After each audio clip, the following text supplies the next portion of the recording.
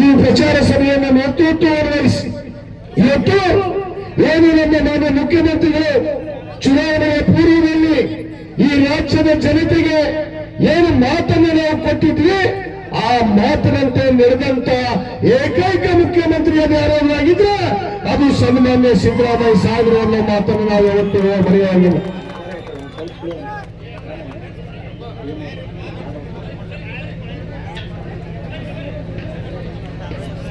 ಇವತ್ತು ಒಂದೇ ಮಾತನ್ನು ನಾನು ಹೇಳಕ್ಕೆ ಇಚ್ಛೆ ಪಡ್ತೀನಿ. ಏನಂದ್ರೆ ಕೊಟ್ಟ ಕುದುರೆಯನ್ನ ಏರಿದವನು ಅವರು ಧೀರನೂ ಅಲ್ಲ ಸೂರನೂ ಅಲ್ಲ ಅಂತ. ಇವತ್ತು 3 ಬಾರಿ ಕೊಟ್ಟಿದ್ರು ಕುದುರೆ. ಈಗ ಮಾತಾಡ್ತಾರ ನಮ್ಮ ಬಾಗಲಕೋಟೆ ಮೆಡಿಕಲ್ ಕಾಲೇಜ್ ಬಗ್ಗೆ ಏನೋ ಇವತ್ತೇ ಕಡೆಗಲ್ ಮಾಡಬೇಕಾಗಿತ್ತು ಅಂತಂದ್ರೆ ಅದು ಸನ್ಮಾನ್ಯ HY ಮೇಟಿ ಸಾಹೇಬರ ಕನಸಿನ ಕೂಸಾಗಿತ್ತು.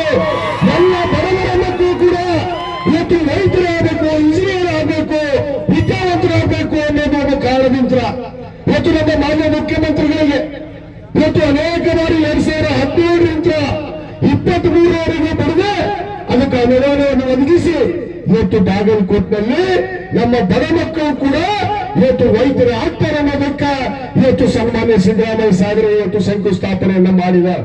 ಅದಕ್ಕೆ ನಮ್ಮ ವಿರೋಧಿಗಳು ಭಾರತೀಯ ಜನತಾ ಪಕ್ಷದವರು ಮಾತಾಡ್ತಾರೆ ಇವತ್ತ ಯಾಕೆ ಮಾಡಬೇಕಾಗಿತ್ತು ಅಂತಂದ್ರೆ ನೀವು ಕೇಳ್ತಿರಲ್ರಿ 2018ರಿಂದ 23ರವರೆಗೂ ಸನ್ಮಾನ್ಯ ಚರಂತಿ ಮಾತ್ರ ನೀವೇನು ಮಾಡಿದ್ರಿ ಅನ್ನೋದನ್ನ ಮೊದಲೇ ಕೇಳ್ರಿ.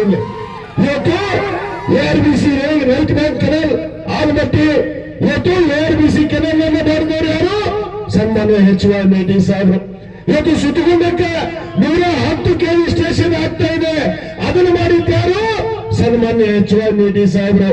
ಆದ್ರೆ ಚರಂತಿ ಮಠ ಅವರ ನೀವು ಬೇಯದ್ ಬಿಟ್ಟು ಜೀವನದಾಗ ಯಾರಿಗಾರ ಏನ್ರ ಮಾಡಿರೇನ್ರಿ? ಅವರು ಸ್ವತಃ ಅವರ ಸೋದರರು ಸನ್ಮಾನ್ಯ ನಮ್ಮ ಮಲ್ಲಿಕಾರ್ಜುನ್ ಚರಂತಿ ಮಠ ಅವರು ಇಲ್ಲೇ ಇದ್ದಾರೆ. ಅವರ ಸ್ವಂತ ಒಡೆ ಹುಟ್ಟಿದ ತಮ್ಮ ಇವತ್ತು ಹೇಳ್ತಾ ಇದ್ದಾರೆ ಶಾಸಕ ಒಂದೇ ಅಲ್ವಾ, ಡಿಡಿ ಏನೂ ಬಿಡ್ಲಿಲ್ಲ, ಮುನ್ಸಿಪಾಲಿಟಿಗೂ ಬಿಡ್ಲಿಲ್ಲ, ಯಾವುದೂ ಬಿಡಲಾರ್ದೆ ಮಾಡಿ ತಿಂದ್ರಲ್ಲಿ ಮತ್ತೀಗ ಮಾತಾಡ್ತೀರಿ ನಮ್ಮ ಬಗ್ಗೆ. ಈಗ ಮಾತಾಡಕ್ ಬರ್ತೀರಲ್ಲ ಯಾಕೆ? ನಾವು ಇವತ್ತು ನಮ್ಮ ಮುಖ್ಯಮಂತ್ರಿಗಳಾದ ಸಿದ್ದರಾಮಯ್ಯನವರು ಇವತ್ತು ನಾನು ವೀರಶೈವ ಲಿಂಗಾಯತ ಅಭಿವೃದ್ಧಿ ನಿಗಮದ ಅಧ್ಯಕ್ಷರಾಗಿ ಇವತ್ತು ಒಂದು ಮಾತನ್ನು ಹೇಳಕ್ಕೆ ಇಚ್ಛೆ ಪಡ್ತೇವೆ. ಇವತ್ತು ನಮ್ಮ ಮುಖ್ಯಮಂತ್ರಿಗಳಿದ್ರಲ್ಲಿ ಸನ್ಮಾನ್ಯ ಯಡಿಯೂರಪ್ಪನವರು, ಸನ್ಮಾನ್ಯ ಬಸವರಾಜ ಬೊಮ್ಮಾಯಿ ಅವರು ವೀರಶೈವ ಲಿಂಗಾಯತ ಅಭಿವೃದ್ಧಿ ನಿಗಮಕ್ಕೆ ಎಷ್ಟು ಅನುದಾನ ಕೊಟ್ರಿ, ಎಷ್ಟು ಜನ ನಮ್ಮ ಬಡ ವೀರಶೈವರಿಗೆ ಲಿಂಗಾಯತರಿಗೆ ನ್ಯಾಯವನ್ನು ಕೊಡುವಂತ ಕೆಲಸ ಮಾಡಿದ್ರಿ ಅನ್ನೋದನ್ನು ಕೂಡ ನೀವು ಪ್ರಕಟಗೊಳಿಸಬೇಕಾಗತ್ತೆ. ಆದ್ರೆ 500 ಕೋಟಿ ರೂಪಾಯಿ ಬರೇ ಬಾಯಿ ಮಾತ್ಲೆ 1 ರೂಪಾಯಿನೂ ಕೊಡದೆ ಆ ನಿಗಮವನ್ನು ಮುಚ್ಚುವಂತ ಪರಿಸ್ಥಿತಿಗೆ ತಂದ್ರಿ. ಆದ್ರೆ ನಮ್ಮ ಮುಖ್ಯಮಂತ್ರಿಗಳು ಇವತ್ತು 2023ರಲ್ಲಿ ಇವತ್ತು ಬಂದ ಮೇಲೆ ಸುಮಾರು 300 ಕೋಟಿ ರೂಪಾಯಿ ಅನುದಾನವನ್ನು ಕೊಟ್ಟು ಇವತ್ತು ನಮ್ಮ ಎಲ್ಲ ಲಿಂಗಾಯತರಿಗೆ ಇವತ್ತು ಅನುದಾನವನ್ನು ನೀಡುವಂತ ಕೆಲಸ ಮಾಡಿದ್ದಾರೆ. ಇವರಿಬ್ಬರು ಲಿಂಗಾಯತರು ಮುಖ್ಯಮಂತ್ರಿಗಳಿದ್ರು, ಇಲ್ಲೇ ಲಿಂಗಾಯತರು ಶಾಸಕರಿದ್ರು. ಏನ ಪ್ರೀತಿಯನ್ನು ಮಾಡಿದ್ರಪ್ಪ? ಒಂದು ಬಸವಣ್ಣನ ಫೋಟೋ ಹಾಕಲಿಲ್ಲ, ಒಂದು ಬಸವ ಜಯಂತಿಯನ್ನು ಮಾಡಲಿಲ್ಲ. ಇವತ್ತು ನಮ್ಮ ಮಾನ್ಯ ಮುಖ್ಯಮಂತ್ರಿಗಳು ಕಳೆದ ವರ್ಷ ಏಪ್ರಿಲ್ನಲ್ಲಿ ಇದೇ ನಮ್ಮ ಕೂಡಲ ಸಂಗಮ ಕ್ಷೇತ್ರ, ಯಾಕಂದ್ರೆ ನೀವೆಲ್ಲರೂ ಕೂಡಲ ಸಂಗಮ ಮಾತನ್ನ ನಂಬಿದಂತ ಭಕ್ತರು.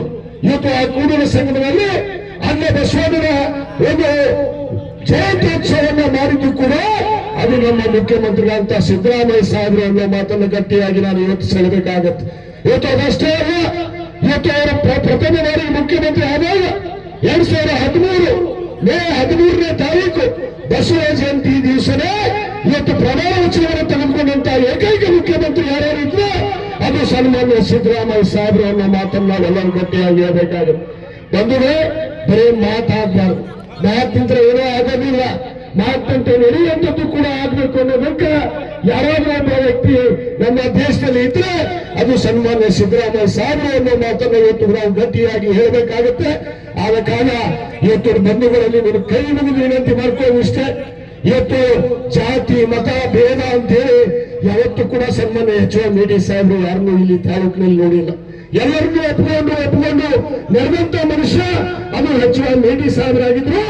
ಅದೇ ರೀತಿಯಲ್ಲಿ ನಮ್ಮ ಉಮೇಶ್ ಮೇಟಿಯವರು ಕೂಡ ಎಲ್ಲರನ್ನು ಒಪ್ಪಿಕೊಂಡು ನಡೆಯುವಂತ ವ್ಯಕ್ತಿಯಾಗಿ ಮುಂದೆ ಇವತ್ತು ಶಾಸಕ ಆಗೇ ಆಗ್ತಾರೆ. ಈ ವೇದಿಕೆ ಮುಖಾಂತರ ನಾನು ಕೊಡಕ್ಕೆ ಇಚ್ಛೆ ಪಡ್ತೇನೆ. ಆದ ಕಾರಣ ತಾವೆಲ್ಲರೂ ಆ HY ಸಾಹೇಬರಿಗೆ ಇವತ್ತೇನಾದ್ರು ಒಂದು ಕೃತಜ್ಞತೆಯನ್ನ 5 ಬಾರಿ ಶಾಸಕರಾಗಿ ತಮ್ಮ ಸೇವೆಯನ್ನು ಸಲ್ಲಿಸಿದ್ದಕ್ಕೆ ಅವರ ಆತ್ಮಕ್ಕೆ ಶಾಂತಿಯನ್ನು ತರೋದಂತ ಮಾಡುವಾಗಲೇ ಇವತ್ತು ಉಮೇಶ್ ಮೇಟಿ ಅವರಿಗೆ ತಾವು ಅತ್ಯಂತ ಹೆಚ್ಚಿನ ಮತವನ್ನು ಕೊಟ್ಟು ಕನಿಷ್ಠ